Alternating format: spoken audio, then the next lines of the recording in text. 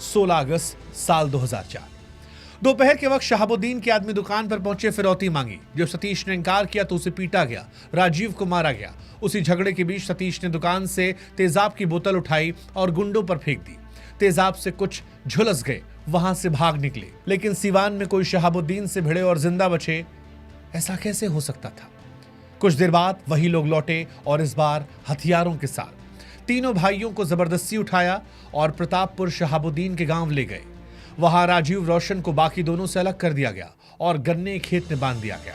राजीव ने वहां से वो खौफनाक दृश्य देखा जिससे कोई भी इंसान अपनी जिंदगी में भूल नहीं सकता। शहाबुद्दीन के आदमियों ने गिरीश और सतीश से कहा, तेजाब फेंकने का मजा चखाओ, अब इन्हें दिखाओ कि असली दर्द क्या होता है। और फिर दोनों भाइयों पर तेजाब उड़ेल दिया गया, धीरे धीरे, टपक टपक कर, ताकि मौत भी तड़प तड़प कर आए। जख्म से चीखें निकली, पर सीवान की हवा में वो आवाजें घुलकर गायब हो गई। इसके बाद उन पर गोलियां दागी गईं और लाशें तक नहीं मिली। राजीव किसी तरह भाग निकले, वो उस नरक के अकेले गवाह बने, जिंदा सबूत की शहाबुद्दीन अब एक इंसान नहीं, एक हैवान बन चुका है जो खुद की हुकूमत चला रहा है। जब चंदा बाबू को अपने बेटों की हत्या की खबर मिली तो वो थरथराते हुए सीवान के एसपी के पास पहुंचे, इंसाफ की उम्मीद को लेकर। लेकिन वहां जो हुआ वो इंसाफ से भी डरावना था। एसपी ने गुस्से में कहा कि मैं खुद उस आदमी से परेशान हूं, भगवान से दुआ कर रहा हूं कि मेरा ट्रांसफर हो जाए, मैं तुम्हारे लिए क्या कर सकता हूं। फिर ठंडी आवाज में सलाह दी, अगर जिंदगी चाहिए तो सीवान छोड़ दो। अब आप सोचिए कि जब पुलिस का कप्तान इतना बेबस था तो एक आम आदमी की क्या औकात थी। सीवान में शहाबुद्दीन सिर्फ अपराधी नहीं, वो कानून था, जज भी था और जल्लाद भी। विडंबना देखिए, इन सब के बावजूद कुछ ही समय बाद शहाबुद्दीन जेल से जमानत पर बाहर आ गया, मानो जैसे कुछ हुआ ही नहीं। यही वो पल था जब बिहार के लोग समझ गए कि यहां अदालतें फैसले नहीं लेती, फैसला सीवान से शहाबुद्दीन सुनाता है। साल 2005 में भी बिहार की सियासत और सीवान की सड़कें एक नई करवट लेने वाली थी। अब यह दौर था जब सीवान में शहाबुद्दीन का नाम सुनकर अफसरों की सांसें रुक जा रही थी। कोई उसके खिलाफ बोलने की हिम्मत नहीं कर रहा था। लेकिन इतिहास गवाह है कि हर राज का पतन होता है, शहाबुद्दीन का भी वक्त आया। बिहार में राष्ट्रपति शासन लगा था, सत्ता का तिलिस्म टूटा तो प्रशासन खुलकर पहली बार काम करने का मौका पा गया। इसी बीच सीवान में कमान संभाली एक युवा निर्भीक आईएएस अधिकारी सीके अनिल ने, और उनके साथ कंधे से कंधा मिलाने आए उतने ही जाबाज एसपी रत्न संजय। इन दोनों ने तय किया कि बहुत हुआ सम्मान, अब करते हैं शहाबुद्दीन के साथ लोगों की अपेक्षाओं के अनुसार काम। इसके बाद शहाबुद्दीन के खिलाफ नए नए केस खुलने लगे, किडनैपिंग, मर्डर, हथियार तस्करी, आतंकवाद से रिश्ते। जिन अपराधों पर सालों से धूल जमी थी वो फाइलें खुलने लगी। अफसरों ने पहली बार उस नाम को अदालत में, रिपोर्टों में, एफआईआर में खुलेआम लिखा और खुलेआम आने लगा अपराधी मोहम्मद शहाबुद्दीन। अप्रैल 2005 में डीएम सीके अनिल ने एक ऐसा कदम उठाया जिससे पूरा सीवान हिल गया। उन्होंने आदेश जारी किया कि अगले 6 महीने तक शहाबुद्दीन को सीवान में प्रवेश करने की इजाजत नहीं होगी। कारण साफ था, जनता की सुरक्षा।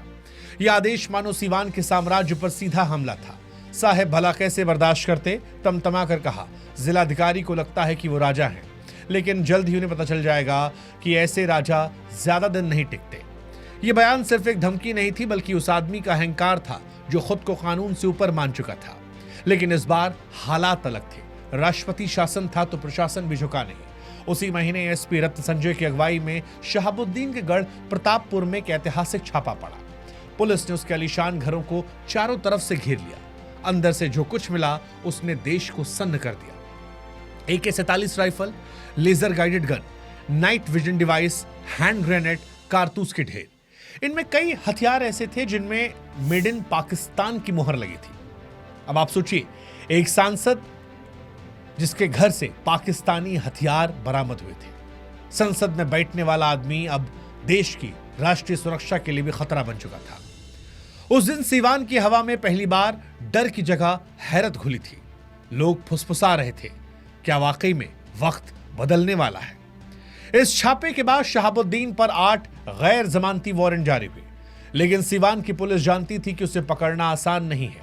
वो जहां जाता, काफिला साथ जाता, दर्जनों गाड़ियों में हथियारबंद लोग जाते, अफसर उसकी गिरफ्तारी की कोशिश करते, लेकिन कोई भी आखिरी कदम उठाने की हिम्मत नहीं करता। बिहार पुलिस की नाकामी पर मीडिया में सवाल उठने लगे। कि क्या कोई अपराधी इतना ताकतवर हो सकता है कि सरकारें झुक जाएं। लेकिन फिर आया वो दिन, नवंबर 2005 का। दिल्ली में संसद का सत्र चल रहा था। शहाबुद्दीन बतौर सांसद राजधानी में मौजूद था, लेकिन इस बार उसके पीछे सिर्फ समर्थक नहीं बल्कि पुलिस भी लगी थी। दिल्ली पुलिस और बिहार पुलिस की संयुक्त टीम ने घेराबंदी की और दिल्ली स्थित उसके सरकारी आवास से उसे गिरफ्तार कर लिया। एक वक्त था जब वो सीवान में पुलिस वालों को थप्पड़ मार रहा था, अब खुद हथकड़ियों में जकड़ा था। उसके चेहरे पर हालांकि अभी भी वही अकड़ थी, लेकिन आंखों में पहली बार डर की झलक भी थी। साल 2005 की वो गिरफ्तारी सिर्फ एक व्यक्ति की नहीं बल्कि खौफ के शासन की गिरफ्तारी थी। सीवान ने उस दिन राहत की सांस ली, क्योंकि 2 अफसरों ने साबित कर दिया कि अगर हिम्मत हो तो साहेब भी झुकता है। साल 2005 के अंत तक सीवान की सड़कों पर डर थोड़ा कम हुआ, लेकिन बिहार की राजनीति अब एक नए दौर में दाखिल हो रही थी। नीतीश कुमार के राज में ये वो वक्त था जब लोगों में उम्मीद जगी थी कि जंगल राज का अंत हो रहा है, और सच में होने वाला है। नीतीश ने मुख्यमंत्री बनते ही आदेश साफ कर दिया था कि बिहार में अब कानून का राज चलेगा, किसी की गुंडागर्दी नहीं। और उस संदेश का सबसे बड़ा प्रतीक कौन हो सकता था? वही आदमी जिसने पिछले 2 दशकों तक सीवान को अपनी रियासत बनाकर रखा था, शहाबुद्दीन।